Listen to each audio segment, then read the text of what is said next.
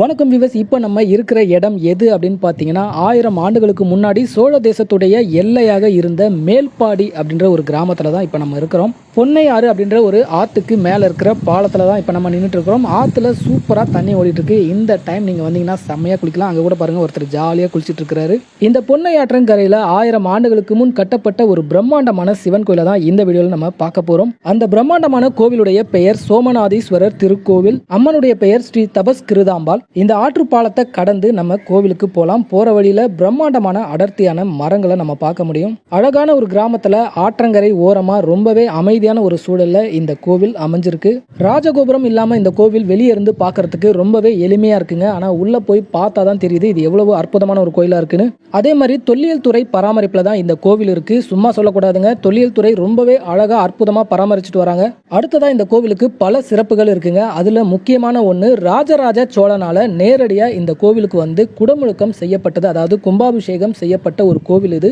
அடுத்ததா இந்த கோவில்ல சிவபெருமான் இருக்கிற கருவறை விமானம் பாத்தீங்கன்னா பச்சை நிற கல்லால் செய்யப்பட்டது. கோவிலுடைய பிரதான நுழைவாயில தாண்டி நம்ம உள்ள வந்துட்டோம். உள்ள வந்தோம்னா ரொம்பவே அழகான ஒரு இடமா இருக்கு.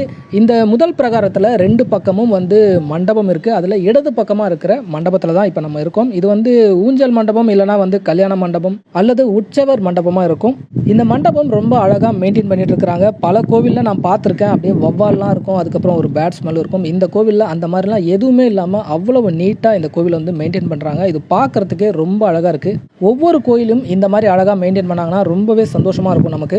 இப்போ நம்ம முதல் பிரகாரத்தை பார்த்தாச்சு. அடுத்ததாக 3 நிலை கொண்ட ராஜகோபுரத்தை தாண்டி 2வது பிரகாரத்தை போய் பார்ப்போம். இப்போ நம்ம 2வது பிரகாரத்துக்குள்ளே வந்தாச்சு. இங்கே வந்து சிவபெருமானுடைய கருவறை இருக்குது. முதல் பிரகாரத்தை விட 2வது பிரகாரம் ரொம்பவே பிரம்மாண்டமாக இருந்தது. இங்கேருந்து நம்ம பார்க்குறப்பவே கருவறை விமானம் வந்து ஒரு கருநிற பச்சை நிறத்துல தெரியுது. கோபுரத்துக்கு எதிரே பாத்தீங்கன்னா விநாயகருடைய ஒரு சிலை வச்சிருக்காங்க. நம்ம இப்ப விநாயகரை வணங்கிட்டு சிவபெருமான் இருக்கிற கருவறைக்கு போவோம். இந்த இடத்துல நான் 2 பேருக்கு கோடான கோடி நன்றிகளை சொல்ல விரும்புறேன். ஒன்னு வந்து தொல்லியல் துறை இந்த கோவிலை ரொம்ப அற்புதமா வந்து பராமரிக்கிறாங்க. 2வது இந்த கோவில்ல பூஜை செய்யறவர், அவருடைய ஒத்துழைப்பு இல்லாம இந்த கோவிலை இவ்வளவு அழகா பராமரிக்க முடியாது. ரொம்பவே அன்பான மனிதர். என்னை பார்த்தோன்னே சென்னையில இருந்து வரீங்களா அப்படின்னு கேட்டாரு. ஆமான்னு சொன்னேன். வர 20ஆம் தேதி இங்க வந்து அன்னாபிஷேகம் நடக்குது, மறக்காம வந்து கலந்துக்கோங்க அப்படின்னு சொன்னாரு. வர 20ஆம் தேதி நீங்க ஃப்ரீயா இருந்தீங்கன்னா மறக்காம இந்த கோவிலுக்கு போங்க. இந்த கோவிலுக்கு எப்படி போகணும் அப்படின்ற டீடைலை இந்த வீடியோட லாஸ்ட்ல சொல்றேன். இப்போ நம்ம கருவறைக்கு முன்னாடி இருக்கிற மண்டபத்துக்கு வந்துட்டோம். 1000 ஆண்டுகளுக்கு மேல் பல மன்னர்கள் வழிபட்ட இந்த சிவபெருமானுடைய அழகை பார்க்க கோடி கண்கள் இருந்தா கூட பத்தாதுங்க. நீங்களும் பார்த்து ரசிங்க.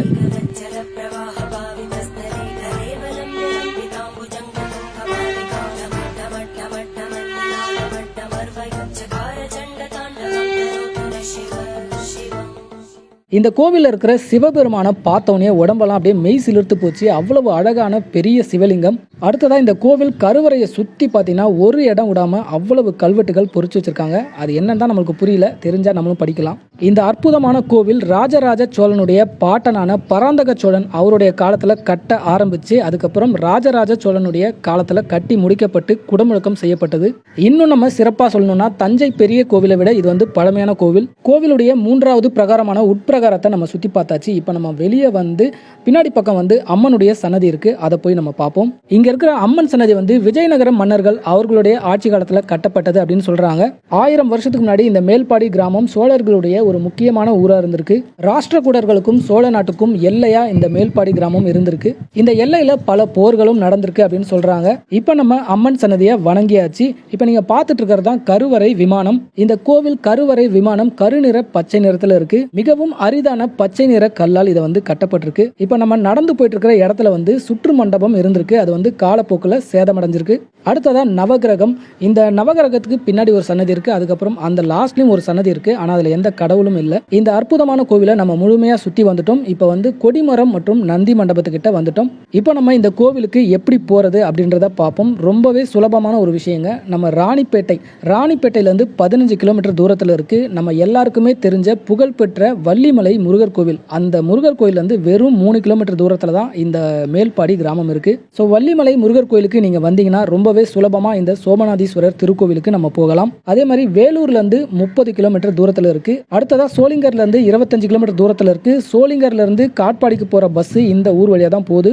நான் வந்த ரூட் பாத்தீங்கன்னா திருவள்ளூர், அரக்கோணம், சோளிங்கர், அதுக்கப்புறம் இந்த ஊருக்கு நான் வந்தேன். ஓகே ஃப்ரெண்ட்ஸ், இதோட இந்த வீடியோ முடிஞ்சது. இந்த அற்புதமான கோயிலுக்கு நீங்களும் ஒரு தடவை வந்து பாருங்க. இந்த வீடியோ உங்களுக்கு பிடிச்சிருக்கும்னு நினைக்கிறேன். தேங்க்ஸ் ஃபார் வாட்சிங்.